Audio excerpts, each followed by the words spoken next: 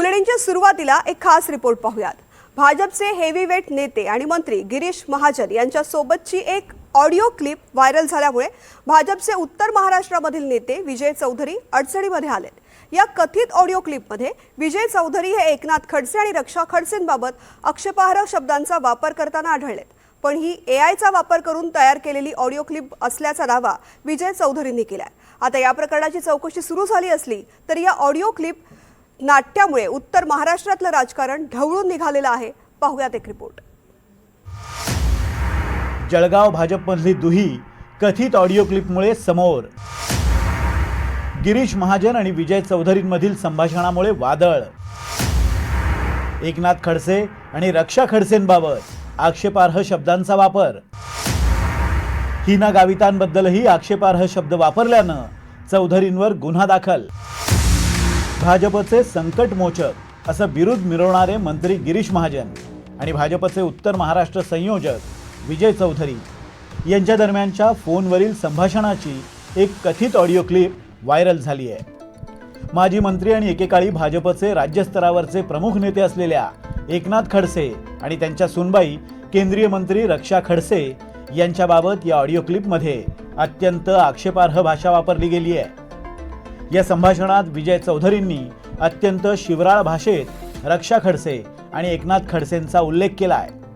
त्यामुळे गेल्या अनेक वर्षांपासून गाजत असलेल्या खडसे विरुद्ध महाजन या वादाचा नवा अंक सुरू होण्याची चिन्ह आहेत। हॅलो, या खडसे हा नेहमीच त्याची मुलगी असेल तो असेल बोलत राहतो आणि रक्षा खडसेला आपण मंत्री करून ठेवलेला आहे। मंत्रीला काढलं पाहिजे, हे कुठेतरी थांबलं पाहिजे ना। तो उठल्या सुटल्या घाणेरडा काही आरोप करतो दरवेळेस त्याची तो काहीतरी निर्णय करावा लागेल असं। आणि रक्षा खडसे मंत्रिमंडळात एका घरात राहतात, एकमेकांना मदत करतात। हे कसं सहन करायचं आपण? बरोबर आहे। तुम्ही सांगा आदेश काय करायचं सांगा। मी करतो बाबा, गमत पा। विजय चौधरींची ही शिवीगाळ केल्याची क्लिप व्हायरल होताच खडसेंच्या कन्या रोहिणी खडसेंनी भाजपवर आणि महाजनांवर निशाणा साधलाय। तर ही क्लिप बनावट असल्याचा दावा खुद्द विजय चौधरींनी केलाय।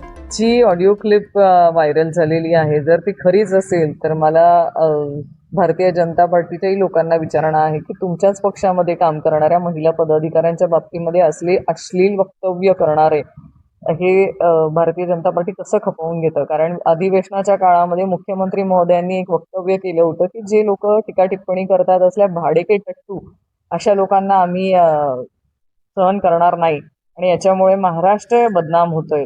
त्या प्रसारित क्लिपशी माझा अर्थार्थी संबंध नाही। काही लोकांनी षडयंत्र करून ही ऑडिओ क्लिप AI तंत्रज्ञानाचा वापर करून ती एडिट करून प्रसारित केलेली आहे आणि या संदर्भात मी पोलिसात सायबर विभागाकडे गुन्हा दाखल केलेला आहे।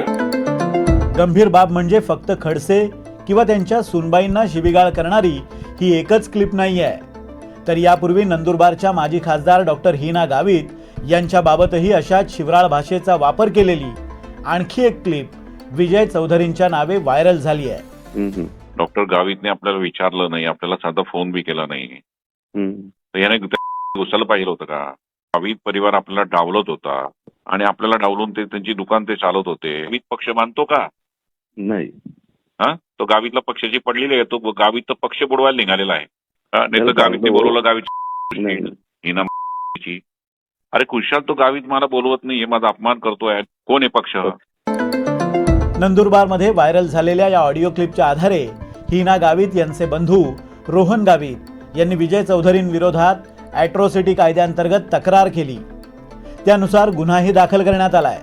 त्यामुळे विजय चौधरींच्या अडचणीत वाढ झाली आहे। ऑडिओ क्लिपमुळे चर्चेत आलेले विजय चौधरी हे भाजपमध्ये प्रदेश महामंत्री या पदावर कार्यरत होते। या वादानंतर त्यांनी आपल्या पदाचा राजीनामा दिलाय। 2012 पर्यंत विजय चौधरी नंदुरबारमध्ये रेतीचा व्यवसाय करायचे। 2012 नंतर भाजपमध्ये अधिक सक्रिय झाल्यानंतर त्यांना संघटनात्मक पदं मिळत गेली। पण अनेकदा इच्छुक असूनही त्यांना आमदारकी किंवा खासदारकीची संधी मिळाली नाही. सध्या व्हायरल झालेल्या या कथित ऑडिओ क्लिप शिवाय मंत्री जयकुमार रावल यांच्यासोबतच्या संभाषणाचीही एक ऑडिओ क्लिप सध्या नंदुरबारमध्ये व्हायरल झाली आहे. हे सर्व क्लिप त्यांच्या स्वीय सहाय्यकानंच व्हायरल केल्याची जोरदार चर्चा सध्या नंदुरबारमध्ये सुरू आहे. त्या व्हिडिओ इतक्या अश्लील भाषेत बोलल्या जातं आणि एक लेडीज म्हणून त्या माजी खासदार संसद रत्न खासदार आहेत, 10 वर्ष त्यांनी संसद गाजवलेली आणि तुम्ही त्या अशा अश्लील भाषा वापरतात. एक एवढ्या मोठ्या पदाधिकारीला असं लेडीज म्हणून बोलत असाल तर इतर लेडीजांचं काय आलं. सुद्धा मोबाईलवर संभाषणात अश्लील शब्द प्रयोग केला.